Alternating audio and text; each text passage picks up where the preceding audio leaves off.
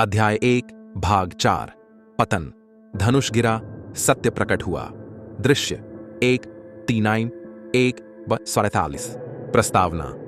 कुरुक्षेत्र का युद्ध क्षेत्र अब गहरे मौन में डूबा है। शंख बज चुके हैं, योद्धा तैयार खड़े हैं, परंतु अर्जुन के हृदय में एक तूफान उठ रहा है। जो कभी साहस और कर्तव्य था, वह अब असहनीय दुख में बदल चुका है। कुछ क्षण पूर्व उसने अपने प्रियजनों को अपने ही विरुद्ध पंक्तिबद्ध देखा।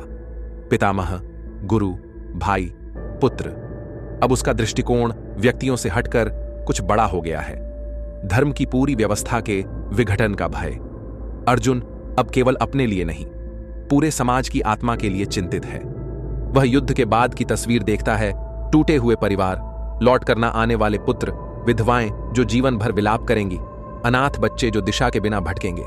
वे संस्कार जो पीढ़ियों को उनके पूर्वजों से जोड़ते थे, विलीन हो जाएंगे, और उनके साथ हमारी संस्कृति की संरचना भी ढह जाएगी। अर्जुन के लिए अब युद्ध भूमि कोई राज्य जीतने का साधन नहीं रही। यह अब समरसता, परंपरा और धर्म के लोप का प्रतीक बन गई है। उसके हाथ में धनुष अब हर विचार के साथ और भारी होता जा रहा है। गांडीव, जो कभी उसकी आत्मा का विस्तार था, अब उसके हाथों में कांप रहा है। ललाट पर पसीना, छाती में जकड़न, और शरीर उसकी आज्ञा नहीं मानता। यह किसी योद्धा की शारीरिक कमजोरी नहीं, बल्कि अंतःकरण पर पड़ा हुआ गहरा बोझ है। उसके चारों ओर सभी खड़े हैं। भीष्म अपनी दृष्टि धर्म पर स्थिर रखते हुए धनुष को साधे हुए हैं। द्रोण अर्जुन के प्रति स्नेह और हस्तिनापुर के प्रति निष्ठा के बीच झूल रहे हैं। दूर दुर्योधन अधीर है। उसे विश्वास है कि अर्जुन की यह झिझक क्षणिक है, परंतु वे अर्जुन के भीतर चल रही टकराहट को नहीं समझ सकते। हृदय और कर्तव्य के बीच का संघर्ष। द्रौपदी का अपमान उसकी आंखों के सामने कौंधता है। उसका रोना, उसका असहायपन, उसका प्रतिशोध का संकल्प। अर्जुन को उसका वह वचन याद आता है कि युद्ध से धर्म की पुनः स्थापना होगी, परंतु अब वही संकल्प खंजर जैसा लगने लगा है। क्या न्याय का वह युद्ध उचित है, यदि उसकी कीमत हजारों विधवाओं और अनाथ बच्चों की पीड़ा हो? अभिमन्यु का चेहरा उसकी आंखों के सामने आता है। तेजस्वी, युवा, निडर, युग के इस महान युद्ध में अपनी योग्यता सिद्ध करने को आतुर। अर्जुन कांपता है। क्या उसका पुत्र भी उसके निर्णय का एक और बलिदान बन जाएगा? बारबरीक भले ही युद्ध भूमि पर नहीं है, किंवदंतियों में उसकी उपस्थिति जीवित है। 3 बाणों से वह युद्ध समाप्त कर सकता था, पर तब भी विनाश अटल था। दिव्य शक्ति भी इस सत्य को नहीं मिटा सकती कि युद्ध चाहे कोई भी जीते, राख ही छोड़ता है। जैसे जैसे अर्जुन सोचता जाता है, उसकी निराशा गहराती जाती है। उसकी आंखें धुंधली हो जाती हैं, आवाज कांपने लगती है, और उसकी स्थिर भुजाएं ढह जाती हैं। गांडीव उसके हाथ से गिरकर रथ की भूमि से टकराता है, एक मध्यम लेकिन निर्णायक ध्वनि के साथ। वह धनुष जो कभी उसका गौरव था, अब निःशब्द पड़ा है। अर्जुन रथ की सीट पर धीरे से बैठ जाता है, कंधे झुके हुए, आत्मा टूटी हुई। पांडवों का महान योद्धा, अजेय, अद्वितीय, अपराजेय, अब एक पत्ते की तरह कांप रहा है। उसने अभी तक एक भी बाण नहीं चलाया, फिर भी वह पराजित महसूस कर रहा है। यह केवल झिझक नहीं है, यह संपूर्ण पतन है। और फिर भी इसी पतन में रूपांतरण का बीज छिपा है। जब बाह्य शक्ति ढहती है, तब आंतरिक सत्य उभरता है। कृष्ण, जो अब तक मौन है, शांत समझ के साथ अर्जुन को निहारते हैं। वे उस मौन को भरने के लिए अधीर नहीं होते। वे अर्जुन को उसकी निराशा का संपूर्ण भार महसूस करने देते हैं, क्योंकि तभी उसका हृदय सुनने को तैयार होगा। धनुष गिर चुका है, परंतु उसके गिरने से एक खाली स्थान बना है, एक ऐसा स्थान जहां सत्य का उदय हो सकता है। दृश्य 1:9 परिवार के विनाश का भय।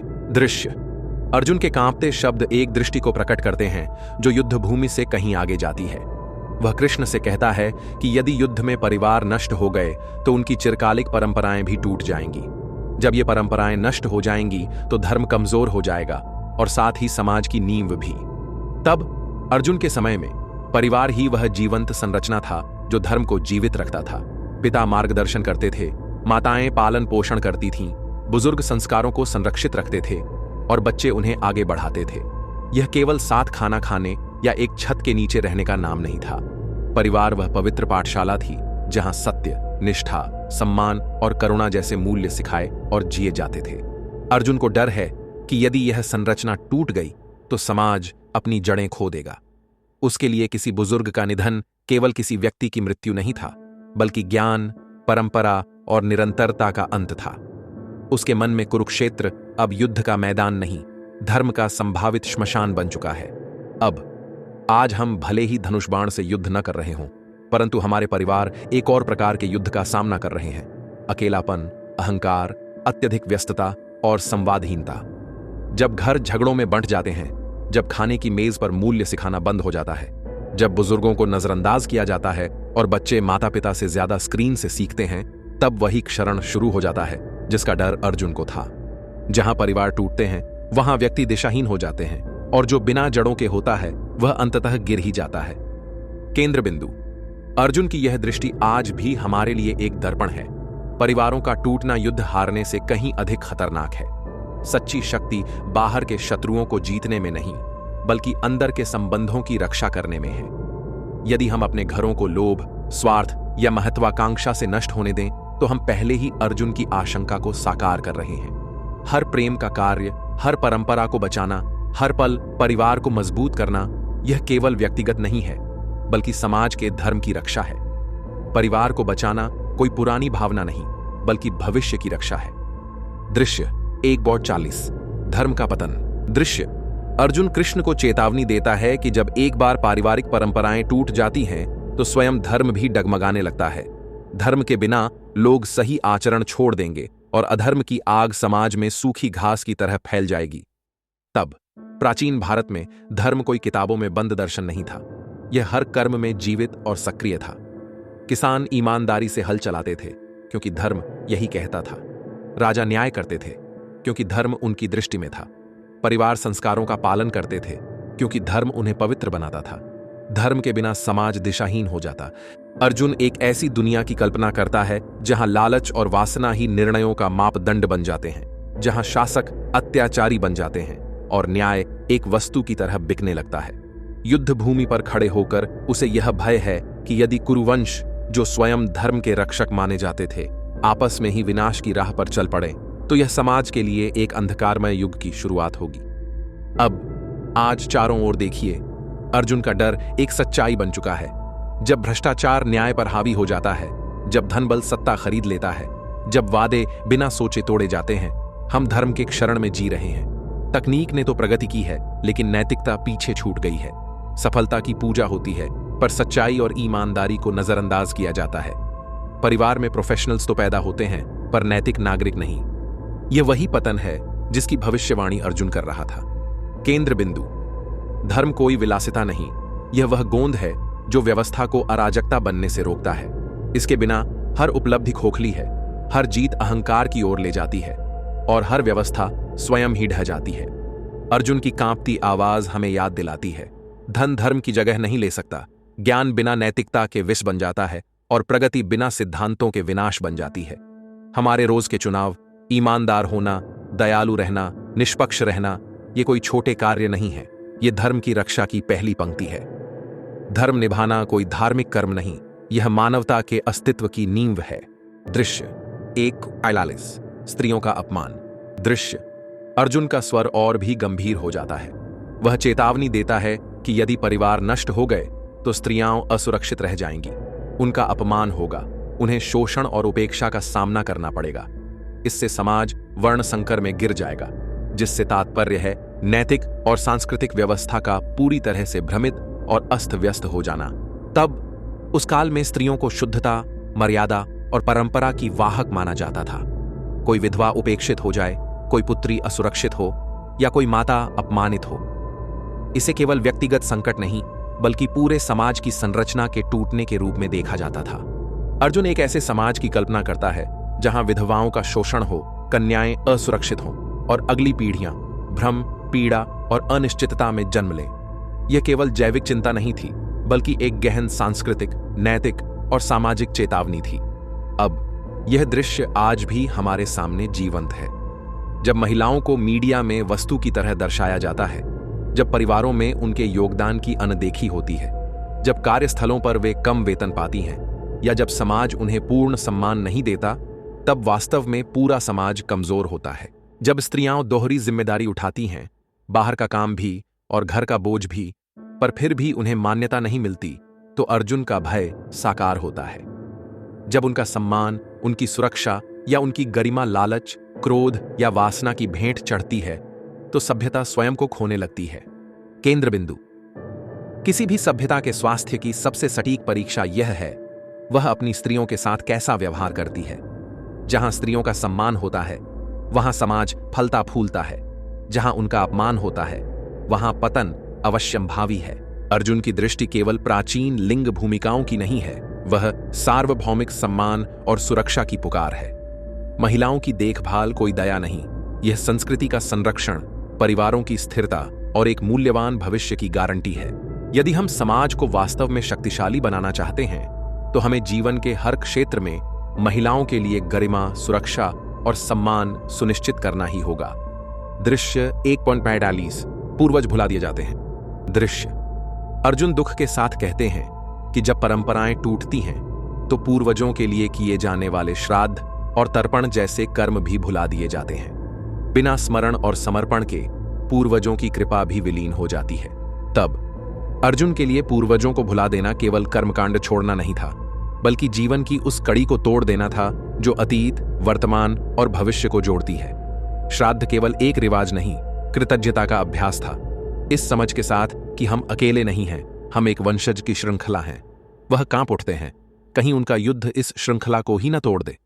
अब आज का समाज भी इसी रोग से पीड़ित है। हम वर्तमान में इतने मग्न हो गए हैं कि अतीत व्यर्थ लगने लगा है। रीति रिवाजों को मजाक समझा जाता है, इतिहास को भुला दिया गया है और बड़ों की कहानियां अब पुरानी बातें लगती हैं। जब बच्चे अपनी जड़ों से अनजान होते हैं, जब घरों में पूर्वजों की चर्चा नहीं होती तो परिवारों की आत्मा खो जाती है और बिना जड़ों के कोई भी पेड़ ज्यादा दिन खड़ा नहीं रह सकता। केंद्र बिंदु। अतीत का सम्मान अंधविश्वास नहीं, आत्मबोध है। पूर्वज हमें पहचान, मार्ग और आशीर्वाद देते हैं, उन्हें भुला देना आत्मविस्मृति है।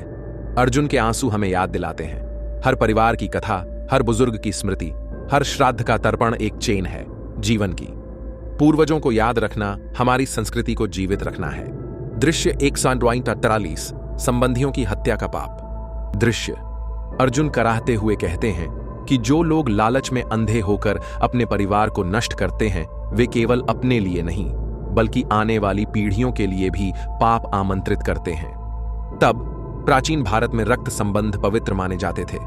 संबंधी की हत्या करना केवल हिंसा नहीं, धर्म का अपमान था। अर्जुन कल्पना करते हैं कि एक युद्ध की वजह से अगली पीढ़ियां केवल जख्म पाएंगी, विरासत नहीं। वह कांपते हैं क्योंकि वह केवल शरीर नहीं बल्कि वंश की आत्मा को भी आहत करने जा रहे हैं। अब आज संबंधियों की हत्या शाब्दिक नहीं परंतु गहरे अर्थों में होती है। माता पिता की उपेक्षा, बच्चों की अनदेखी, परिवार में धोखा या रिश्तों का त्याग। जब स्वार्थ के लिए रिश्तों को बलिदान किया जाता है तब अर्जुन की पीड़ा हमारे भीतर जागती है। केंद्र बिंदु। जो निर्णय लालच से प्रेरित हों वे केवल वर्तमान को नहीं बल्कि भविष्य को भी घायल करते हैं। अर्जुन की पीड़ा चेतावनी है। अगर हमने परिवार और रिश्तों को स्वार्थ के लिए तोड़ा तो हमने खुद के भविष्य को ही श्रापित किया। जिम्मेदारी निभाना, अपने रिश्तों की रक्षा करना ही असली धर्म है। दृश्य 144 टूटे वंश की नरकगाथा। दृश्य। अर्जुन कहते हैं जब कुल धर्म नष्ट होते हैं तो वे नरक में जाते हैं। वह नरक को आग या पीड़ा नहीं बल्कि परिणामों के रूप में देखते हैं। अकेले पड़े वृद्ध, अनाथ बच्चे, भूले हुए नाम, बुझी हुई दीप शिखाएं। तब महाभारत के अनुसार नरक केवल मृत्यु के बाद नहीं बल्कि धर्म का परित्याग करके भी आता है। जब कुल धर्म टूटते हैं तब पूरा समाज एक आध्यात्मिक अंधकार में चला जाता है। अर्जुन को दिखता है कृष्ण के बिना अर्जुन का धर्म नहीं, भव्य युद्ध नहीं, बस विध्वंस है। द्रौपदी की प्रतिज्ञा भी कांपती है क्योंकि यदि न्याय की कीमत धर्म की मृत्यु है तो वह न्याय नहीं, विनाश है। अब आज भी हम इस नरक के नए संस्करण देखते हैं। बुजुर्गों का अकेलापन, बच्चों का दिशाहीन पालन, रीति रिवाजों का मजाक और सांस्कृतिक विस्मरण। जब बिलोंगिंग ब्रांडिंग बन जाती है, जब परंपराएं केवल त्योहारों की सजावट बन जाती हैं, हम अर्जुन का भय जी रहे हैं। केंद्र बिंदु। नरक केवल मरणोपरांत नहीं आता, वह तब आता है जब हम परिवार, संस्कृति और सामाजिक जिम्मेदारियों को तोड़ देते हैं। परिवार के बुजुर्गों की सलाह, बच्चों का संस्कार, नारी सम्मान और सत्य का पालन, ये हमारी सभ्यता की रीढ़ है। हर बार जब हम सुविधा को सेवा पर प्राथमिकता देते हैं तब हम इस नरक को आमंत्रित करते हैं। दृश्य 1/45। हाय। हमने पाप चुना। दृश्य, अर्जुन का स्वर टूटता है। हाय, वह कहते हैं, हम राज्य सुख के लिए पाप करने को तैयार हैं। उसे महसूस होता है यह विजय नहीं, संहार है। वह स्वीकार करता है हम पीड़ित नहीं, चयन करता है। तब यह हाय अहोबत। अध्याय 1 का नैतिक बिजली घर है। अर्जुन अब रणनीति नहीं, अंतरात्मा से बोलते हैं। वह जानते हैं यदि न्याय में भी लालच घुल जाए तो वह बदला बन जाता है। यहां अर्जुन की महानता उनके धनुष में नहीं बल्कि आत्म आलोचना में है। अब आज के नेता, सीईओ, प्रभावशाली लोग सब इस हाय को जानते हैं। जब कोई निर्णय व्यक्तिगत लाभ के लिए दूसरों को आहत करता है तब वह अर्जुन की पीड़ा बन जाता है। हम कहते हैं मंजिल सही है, पर अर्जुन पूछते हैं क्या रास्ता भी सही है? केंद्र बिंदु, अपने हाय को समय पर पहचानिए। यदि कोई उपलब्धि आपको स्वयं से दूर ले जाए वह जीत नहीं, हार है। सच्ची शक्ति यह नहीं कि आप क्या पा सकते हैं, बल्कि यह कि आप किस लालच को मना कर सकते हैं। अपनी सीमाएं तय करें, वह सीमा जिसे आप प्रसिद्ध, लाभ या सत्ता के लिए पार नहीं करेंगे। दृश्य 1:44, निर्शस्त्र होकर मर जाना बेहतर। दृश्य, अर्जुन कहते हैं यदि धृतराष्ट्र के पुत्र मुझे शस्त्रहीन, प्रतिरोध रहित मार दें तो वही मेरे लिए बेहतर है। वह कल्पना करते हैं गांडीव को नीचे रखना और युद्ध में मृत्यु स्वीकार करना। तब यह क्षण महाभारत की कगार है। यह कायरता नहीं बल्कि तीसरे रास्ते की खोज है, जहां ना मारना है ना मारा जाना है बल्कि कुछ और। अर्जुन की निर्शस्त्रता उनके आत्मबल की पुकार है। अब आज भी हमारे जीवन में ऐसे क्षण आते हैं जब हमें बदले की बजाय मौन चुनना पड़ता है। जब कोई कार्य नैतिकता को चोट पहुंचाए तो हम न कहते हैं। लेकिन सावधान रहें, कहीं यह वीरता नहीं बल्कि जिम्मेदारी से भागना तो नहीं। केंद्र बिंदु, अपनी निर्शस्त्रता को पहचानिए। क्या यह साहस से उपजा संयम है या डर से उपजी टालमटोल? यदि यह आपके आत्मसम्मान और दूसरों की रक्षा के लिए है तो यह शक्ति है, अन्यथा यह कमजोरी है। संयम का अभ्यास करें। 3 सांसें जवाब से पहले, 1 रात निर्णय से पहले, 1 मार्गदर्शक की सलाह कार्रवाई से पहले। दृश्य 1:47, धनुष गिरा, आत्मा खुली। दृश्य, और फिर होता है गांडीव हाथ से गिरता है। अर्जुन बैठ जाते हैं, सिर झुका हुआ, आंखें जलती हुई। 2 सेनाएं स्थिर हैं पर भीतर क्रांति हो चुकी है। कृष्ण चुपचाप देखते हैं। यह मौन केवल खालीपन नहीं बल्कि एक खुला द्वार है जहां अब सत्य प्रवेश कर सकता है। तब यही है गीता की असली शुरुआत। जब अर्जुन बैठ जाते हैं तब संवाद शुरू होता है। अब वह नायक नहीं, शिष्य है। गांडीव का गिरना हार नहीं, निमंत्रण है। अब अर्जुन सचमुच सुनने को तैयार हैं। अब हम भी ऐसे पल पाते हैं जहां हम कहते हैं अब मुझसे नहीं होगा। उस क्षण अगर हम रुक जाएं तो गीता हमारे भीतर शुरू हो सकती है। जब सारी कोशिशें विफल हो जाती हैं तब सच्चा मार्गदर्शन आ सकता है। केंद्र बिंदु, टूटने से न डरें। जब आप गिरते हैं तब अहंकार की पकड़ ढीली होती है। यह समय है मौन का, सीखने का, आत्मा को खोलने का। जब गांडीव गिरा तब कृष्ण बोल सके। आप भी अपने जीवन के कृष्ण को स्थान दें, एक मार्गदर्शक, एक प्रार्थना, एक सच। यही आपके अध्याय 2 की सुबह है। निष्कर्ष, पतन एक द्वार है। दृश्य, कुरुक्षेत्र का मैदान एक पल के लिए मौन हो जाता है। शंखनाद और युद्ध घोष की गूंज धीमी पड़ जाती है। उसके बीच अर्जुन कांपते हुए अपना धनुष नीचे कर देते हैं। गांडीव उनके हाथों से फिसलकर रथ की जमीन पर गिरता है जैसे पराजय की गूंज। वह बैठ जाते हैं, कंधे झुके हुए, हृदय टूटा हुआ, असहायता में डूबे हुए। जो महान योद्धा कभी राज्य जीतता था आज अपने ही भावों से हार चुका है। यह केवल कौशल का नहीं बल्कि आत्मा का पतन है। तब महाभारत में यह क्षण एक गहरा मोड़ है। युग का सबसे महान धनुर्धर अपने शत्रुओं के सामने खड़ा है, पर अब लड़ना नहीं चाहता। वह देखता है विनाश, धर्म की गिरावट, टूटे हुए परिवार, खोई हुई परंपराएं। युद्ध अब उसे पाप जैसा लगता है। यह निराशा कायरता नहीं, संवेदनशीलता है। एक ऐसी अंतरात्मा की लहर जो उसे पंगु बना देती है। गांडीव का गिरना केवल एक शारीरिक क्रिया नहीं बल्कि इस बात का प्रतीक है कि अब उसकी अपनी बुद्धि विफल हो गई है। इसी टूटन में ही कृष्ण के मार्गदर्शन के लिए स्थान बनता है। अब हम सभी अपने जीवन में ऐसे पल पाते हैं जब हम थक कर कहते हैं अब और नहीं सहा जाता। ये किसी नौकरी में हो सकता है जो हमें घुटन देती है, किसी रिश्ते में जो हमें खोखला कर देता है, या किसी जिम्मेदारी में जो कभी खत्म नहीं होती। आज की दुनिया हमें सिखाती है कि हमेशा मजबूत दिखो, कमजोरी छुपाओ, टूटना मत दिखाओ। लेकिन अर्जुन का पतन हमें सिखाता है कि असली बदलाव तभी आता है जब हम अपनी सच्ची थकावट को स्वीकार करते हैं। जब जीवन असहनीय हो जाए तो बैठ जाना, भ्रम को स्वीकार करना कमजोरी नहीं, परिवर्तन का पहला चरण है। जैसे अर्जुन ने किया, वैसे ही हम भी अपनी टूटन में उस मार्ग की शुरुआत पा सकते हैं जो हमें फिर से जोड़ता है। केंद्र बिंदु। अपने पतन से डरे नहीं, उसका सम्मान करें। जब धनुष आपके हाथ से फिसले तो समझें अहंकार की पकड़ ढीली हो रही है। जब आप निराश होकर बैठते हैं तो आप भीतर की सच्चाई के लिए स्थान बना रहे होते हैं। टूटन को विफलता नहीं, जीवन का निमंत्रण समझें, रुकने का, भीतर झांकने का और स्वयं से आगे के किसी मार्गदर्शन से जुड़ने का। अर्जुन का सबसे बड़ा उपहार केवल उसकी जीत नहीं, बल्कि उसका समर्पण है। यह दिखाने के लिए कि सबसे मजबूत व्यक्ति को भी कभी-कभी टूटना पड़ता है, ताकि वह दिव्य मार्गदर्शन से फिर से बन सके।